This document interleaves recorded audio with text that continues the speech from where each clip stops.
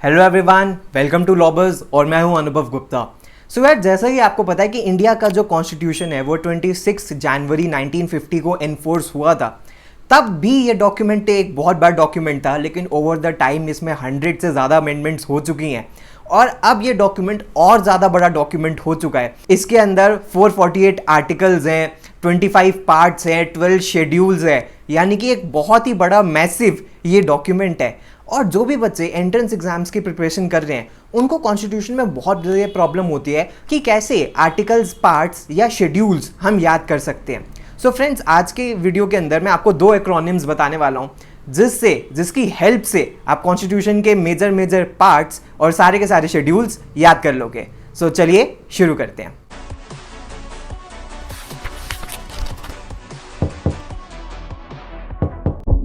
तो फ्रेंड्स, सबसे पहले अगर मैं पार्ट्स के बारे में बात करूं तो हमारे लिए जो ज़्यादा इंपॉर्टेंट है वो पहले 11 पार्ट्स तक याद करने इंपॉर्टेंट है। तो उसके लिए आपको ये एक्रोनिम याद रखना है। You can fly directly from United states using paramilitary super special rockets. यानी कि बिल्कुल भी मुश्किल नहीं है। अब इसे देखते हैं फटाफट पार्ट्स कैसे याद कर सकते हैं। सबसे पहले पार्ट 1, यू से क्या होता है? Union and it's territories.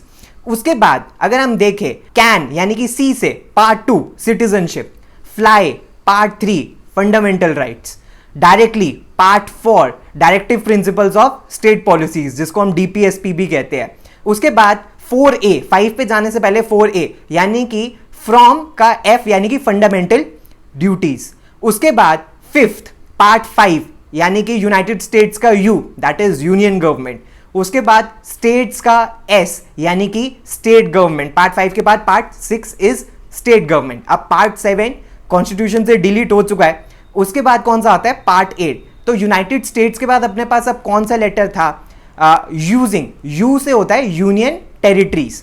उसके बाद पैरा मिलिट्री। अब पार्ट 9 पैरा मिलिट्री यानी कि P से आ जाता है पंचायत। उसके बाद 9 के बाद 9A है दैट इज मिलिट्री और M से हमारे पास है पंचायत के बाद म्यूनिसिपैलिटीज।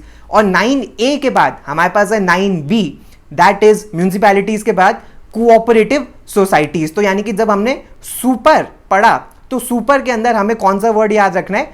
Cooperative society. सो अब हमारे पास 2 लेटर्स बचे हैं। कौन कौन से? Special rockets. तो S से क्या हो जाता है? Part 10 scheduled and tribal areas. And R से क्या हो जाता है? R से हो जाता है part 11 that is relations between centre and state, जो कि आर्टिकल 245 से लेकर 254 तक मेंशन्ड है।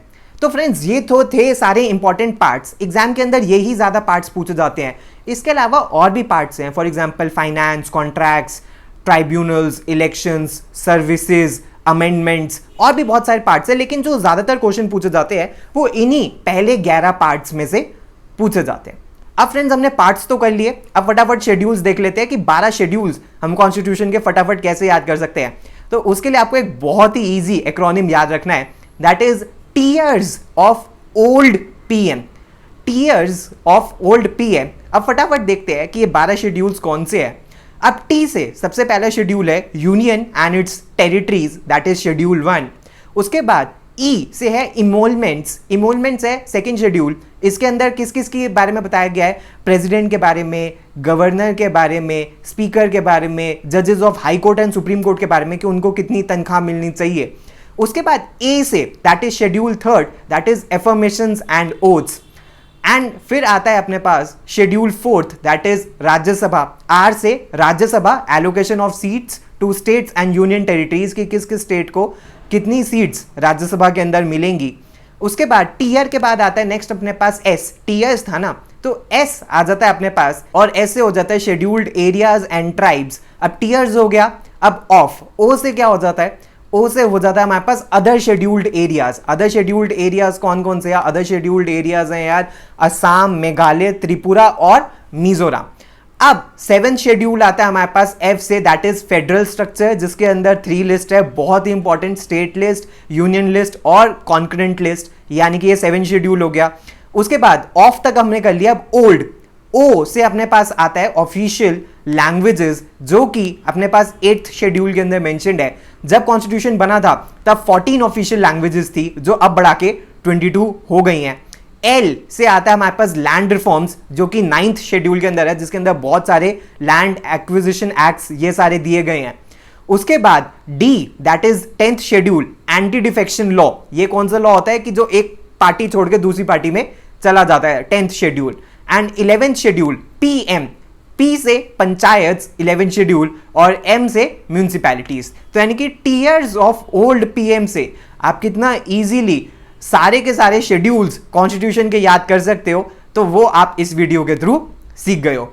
सो फ्रेंड्स, आई होप अब आपको पार्ट्स एंड शेड्यूल्स याद करने में कोई प्रॉब्लम नहीं होगी। एग्जाम में आपको सीरियसली इससे बहुत ज़्यादा हेल्प मिलेगी। So thanks a lot. अब मैं आपसे नेक्स्ट वीडियो के अंदर मिलूंगा। आप अपने सजेशंस मुझे नीचे कमेंट बॉक्स के अंदर भी मेंशन कर सकते हो। Till then, see you, good bye, god bless you. Kartik, ये हटा देना यार।